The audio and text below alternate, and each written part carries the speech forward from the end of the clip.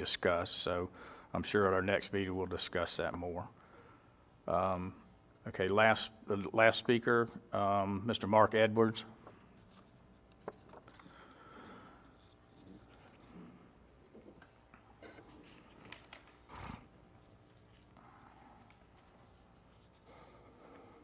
If you would state your name and address and speak clearly into the microphone. Will do. Thank you. Mark Edwards, 130 Rooster Run Road. First meeting I've attended in person, and I just want to thank you guys. You all seem like you're really concerned about the fiscal responsibility that's been entrusted to you. One of the most underfunded counties in the state really has to address what they're spending money on. I need to make the commissioners and public aware of how the policing authority of this county commission is behaving with its citizens and their tax revenue. For one of the least wealthy and funded counties in Florida to be wasting this much money in an effort to persecute a single citizen is not fiscally responsible, to say the least. Recently, an ongoing dispute with a neighbor and their unleashed dogs came to a head when that neighbor called the sheriff's department. After initially addressing the situation by informing the neighbor the unleashed animals were in violation and what my rights were as the victim in this situation, the deputies then turned their attention to me and my farm cart that I used to follow and record this neighbor committing crimes against my livestock. I had removed myself from the immediate area to de-escalate the situation and was then surprised that the deputies had suddenly turned their attention to me, the victim, as the problem in this situation. I was simply documenting an ongoing dispute between neighbors. The interaction then became solely about my golf cart and the deputy's authority over me, ultimately ending with 2 separate traffic stops and 1 citation. I believe the deputies' egos were bruised by my knowledge of our legal rights and a resistance to their unlawful orders and the recording of the encounter. It has now spiraled out of control simply for spite, in my opinion. With no one at the sheriff's office willing to accept the situation, I'm asking that the BOCC address this and investigate this further. The willful behavior from the sheriff's office can be seen in several very well-documented ways directly associated with this one simple interaction, not the least of which is a taxpayer-funded lawyer for the sheriff's office, Alex Sharp, is now personally attending and fighting the dismissal of this very minor traffic ticket in court and willing to pull out all the stops and spend however much money to prove that a citation is lawful. He stated recently at another hearing, I'll just subpoena all the deputies. There were at least 5 deputies that were involved in this encounter. Again, a huge waste of money, in my opinion, just to prove a very, very simple and minor traffic cart citation. It's an apparent attempt to squash a single citizen at the taxpayer's expense, as well as the next hearing, a high-level employee, Joseph Wells, personally ranting on the Facebook about an ongoing prosecution. Had no idea who I was talking to, didn't realize it was the number 2 at the sheriff's department, getting on Facebook and just ranting the most ridiculous argument with a citizen. It doesn't seem like a good outlay of money. Also gaining all manner of oops from another high-level employee responsible. Mr. Edwards, if you could wrap it up pretty quick. Absolutely. Okay. Another high-level employee at the sheriff's office, John Greenwood, has had so many oops regarding my open records request just to try and get some public records on this.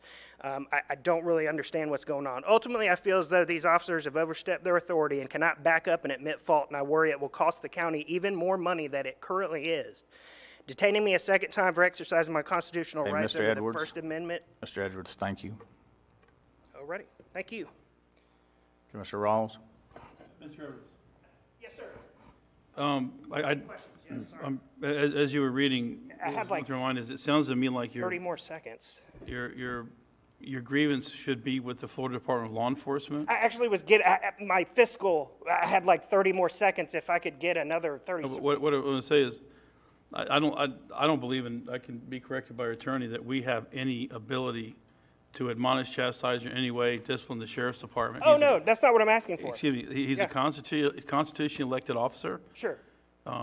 So while you obviously have your right to bring your grievance in front of us, I don't know that we have any authority over the sheriff. And I think your problem is probably better served in civil court or with the FDLE than it would be in this form. It just Respectfully, I was almost to the fiscal part of the county that you could address. If I could have another 30 seconds, I'd love to. Just have no oversight over Uh, it. we Okay, just- no, we- I'll yeah, we- do it at the next meeting. we But don't have any. unfortunately, I really, this is a fiscal responsibility. I'm not asking for my specific Right. incidents. It's a general kind of a, and really also getting into the body camera that we've just started paying for. Okay. I'll bring All it right. up at the next meeting, and Thank again, you. if any of you'd like to reach out to me to discuss it further, I'd greatly appreciate it. Okay. Thank you. All right. Thank you. Sure.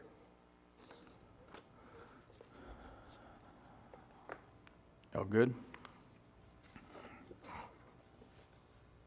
Chairman, if I may, I'd like to have a few moments just to respond to some of the remarks. Okay. Yes, sir.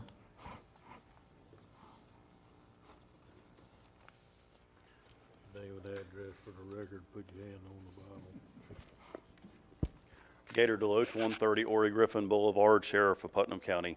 And I must say, I'm a little confused and not sure that Mr. Edwards is referencing the same video that I witnessed.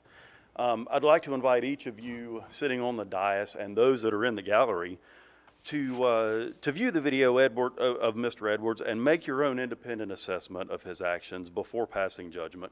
And I'll gladly make a copy of that video available to anyone who wishes to see it.